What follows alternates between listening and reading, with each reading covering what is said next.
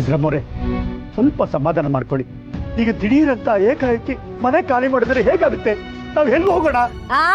ಎಲ್ಲಿಗೆ ಹೋಗೋದು ಅಂತ ನನ್ ಕೇಳಿದ್ರೆ ಯಾವ್ಯಾವ ಮನೆಯಲ್ಲಿ ವಯಸ್ಸು ಹುಡುಗರು ಇರ್ತಾರೆ ಅಂತ ತಿಳ್ಕೊಂಡು ಹುಡುಕೊಂಡು ಹೋಗಿ.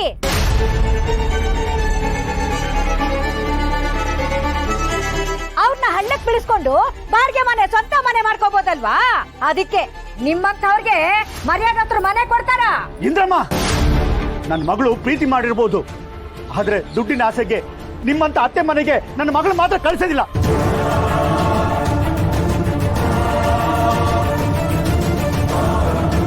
ಓಹೋ, ನಾನೇನು ನಿಮ್ ಕಾಲಿಗೆ ಬೀಳ್ತಾ ಇದ್ದೀನ ನಿಮ್ ಮಗಳನ್ನ ಕೊಡಿ ನಮ್ಮ ಮನೆ ತುಂಬಿಸ್ಕೋತೀನಿ ಅಂತ? ನೋಡಿ, ನಾನ್ ಹೇಳ್ತಾ ಇರೋದು ಮನೆ ಖಾಲಿ ಮಾಡಿ ಅಂತ. ಈಗಿಂದ ಗಂಟೆ ಮುಟ್ಟೆ ಕಟ್ಕೊಂಡು ಹೋಗ್ತಾ ಇರಿ, ಇಲ್ವಾ 3 ಜನನ ಕರ್ಸಿ ಮನೆ ಸಾಮಾನೆಲ್ಲ ಎತ್ತು ಬಿಸಾಕಸ್ಲ.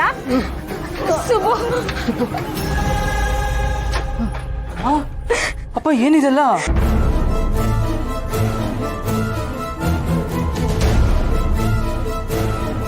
ಸುಬ್ಬು, ಈಗಿಂದೀಗ್ಲೇ ನಾವೆಲ್ಲರೂ ಮನೆ ಖಾಲಿ ಮಾಡ್ಬೇಕಂತೆ ಕಣೋ. ಅದನ್ನೇ ಹೇಳೋಣ ಅಂತ ಆಗ್ಲಿಂದ ನಿನಗೆ ಫೋನ್ ಮಾಡ್ತಿದ್ದೀನಿ. ನೀನ್ ನೋಡಿದ್ರೆ ಫೋನೇ ರಿಸೀವ್ ಮಾಡ್ತಾ ಇಲ್ಲ. ಮನೆ ಖಾಲಿ ಮಾಡ್ಬೇಕಾ? ಯಾಕೆ ಯಾಕೆ ಅನ್ನೋದನ್ನ ಆಮೇಲೆ ಹೇಳ್ತೀನಿ ನಾನು. ಏ ಶ್ರೀವಲ್ಲಿ, ನೀನ್ ಯಾಕೆ ಅವ್ನ ಜೊತೆ ಗಾಡಿ ಸುತ್ತಾ ಇದ್ಯಾ? ಇವನ್ ತಂಗಿ ಮರಳು ಮಾಡಿ ನನ್ ಮಗನ ಬುಟ್ಟಿಗೆ ಹಾಕೊಂಡ್ಲು. ನಿನ್ನನ್ನು ಮರಳು ಮಾಡಿದ್ದಲ್ದೆ ಗಾಡಿಲಿ ಕೂರ್ಸ್ಕೊಂಡು ಊರೆಲ್ಲ ಸುತ್ಕೊಂಡ್ ಬರ್ತಿದ್ದಾನೆ ಅವನು. ನೋಡಿ, ವಿಷಯ ಗೊತ್ತಿಲ್ಲ ಏನೇನೋ ಮಾತಾಡ್ಬೇಡಿ ನೀವು.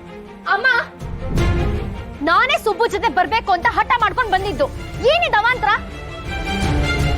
ಶ್ರೀವಲ್ಲಿ, ನಿಮ್ಮ ಅಣ್ಣನ ನಮ್ಮ ವರಲಕ್ಷ್ಮಿ ಲವ್ ಮಾಡ್ತಿದಾರಂತೆ ಕಣೆ. ಅದಕ್ಕೆ ನಿಮ್ಮಮ್ಮ ಇಷ್ಟೆಲ್ಲ ಕೋಪ ಮಾಡ್ಕೊಂಡಿದ್ದಾರೆ ಕಣೆ.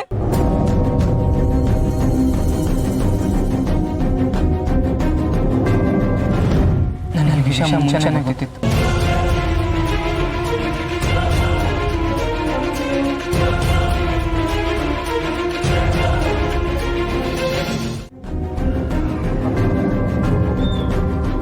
ಸುಬ್ರಹ್ಮಣ್ಯ, ಶ್ರೀವಲ್ಲಿ ಹೇಗಿದ್ದಾಳ?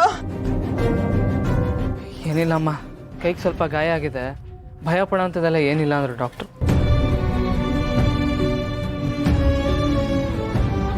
ಹಬ್ಬ, ದೇವ್ರ ದೊಡ್ಡವನು.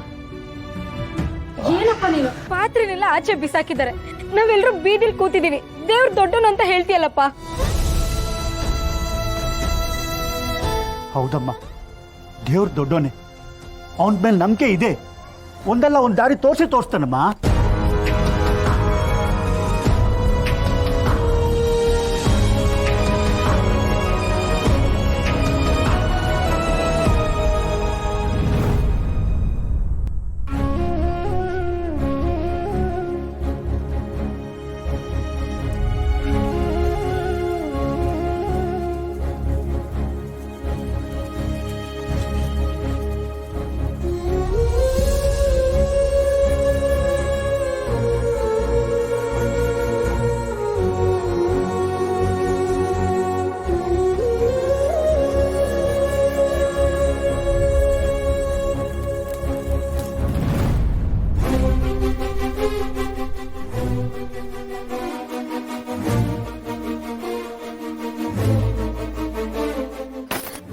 ಇನ್ಯಾವ್ದಾದ್ರೂ ಕೊಲ್ಬೇಕು ಅಂತಿದ್ರೆ ಈಗ್ಲೇ ಹೇಳ್ಬಿಡಿ. ಅಯ್ಯೋ, ಹಾಗೆಲ್ಲ ಮಾತಾಡ್ಬೇಡಿಮ್ಮ. ಶ್ರೀವಳಿ ಹೀಗೆಲ್ಲ ಮಾಡ್ಕೋತಾಳೆ ಅಂತ ನಮಗೂ ಗೊತ್ತಾಗ್ಲಿಲ್ಲ. ಆಹಾ, ತಲೆ ಕೆಡ್ಸಿ ತಲೆನೆ ಹೋಗುವಂತ ಸಮಯದಲ್ಲಿ ನನಗೇನು ಗೊತ್ತಿಲ್ಲ ಅನ್ನೋ ತರ ಮಾತಾಡ್ತಿದ್ರಲ್ಲ ನೀವು. ಸಾಕು ಸಾಕು ನಿಮ್ಗಳ ಸಮಾಸ. ತಗೊಳ್ಳಿ.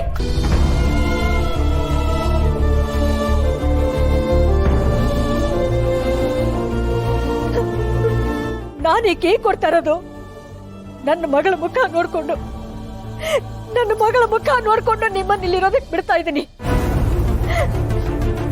ಇನ್ನೊಂದ್ಸರಿ ನಿನ್ನ ಮಗಳ ಕಣ್ಣು ನನ್ನ ಮಗನ ಮೇಲೆ ಬೀಳಬಾರ್ದು. ಈ ಮನೆಯಲ್ಲಿ ನೀವು ಇದೀನೋ ಇಲ್ವೋ ಅನ್ನೋ ಹಾಗೆ ಬದುಕಬೇಕು.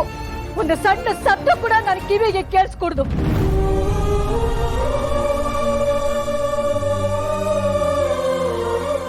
ನಿಮ್ ಯಾರ ನೆರಳು ನಮ್ಮ ಮನೆ ಮೇಲೆ ಬೀಳಬಾರ್ದು. ಅರ್ಥ ಆಯ್ತಾ? ಇಲ್ಲ ಅಂದ್ರೆ ಇಲ್ಲ ಅಂದ್ರೂ ನಮ್ಮ ಮಾತೇ ಇಲ್ಲಮ್ಮ. ಇಷ್ಟೆಲ್ಲ ಆದ್ಮೇಲೂ ಮೊದ್ಲಿದ್ದಾಗೆ ಇರಕ್ಕಾಗುತ್ತಾ? ಹತ್ತು ಬಸ್ನಲ್ಲಿ ಇರ್ತೀವಿ. ಹೌದಮ್ಮ, ಹಾಗೇ ಇರ್ತೀವಿ. ಹೆಂಗಸರ ಮಕ್ಕಳನ್ನ ಎಲ್ಲಿ ಕರ್ಕೊಂಡು ಹೋಗೋದಂತ ದೊಡ್ಡ ಯೋಚನೆ ಆಗ್ಬಿಟ್ಟಿತ್ತಮ್ಮ. ನಿಮ್ದು ದೊಡ್ಡ ಮನ್ಸು ತಾಯಿ.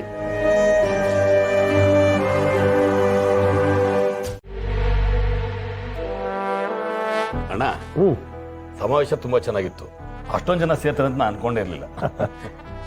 ಜನರ ಅಭಿಮಾನ ತುಂಬಾ ದೊಡ್ಡದು ಸುರೇಂದ್ರ. ಅವ್ರ ಪ್ರೀತಿ ವಿಶ್ವಾಸಕ್ಕೆ ಬೆಲೆನೇ ಕಟ್ಟಕ್ಕಾಗಲ್ಲ. ಸರಿ, ಸಿಎಂ ಮಾತಾಡೋಣ. ಹಲೋ,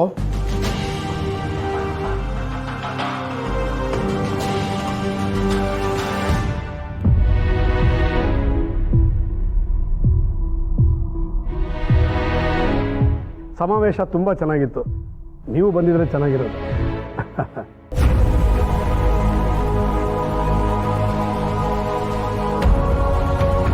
ಸರಿ ಸರ್, ನಾನು ಬೆಳಗ್ಗೆ ಬರ್ತೀನಿ. ಎಷ್ಟು ಗಂಟೆಗೆ ಬರಲಿ ಸರ್? ಆಯ್ತು, 10:30 ಬಂದ್ಬಿಡಿ. Thank you.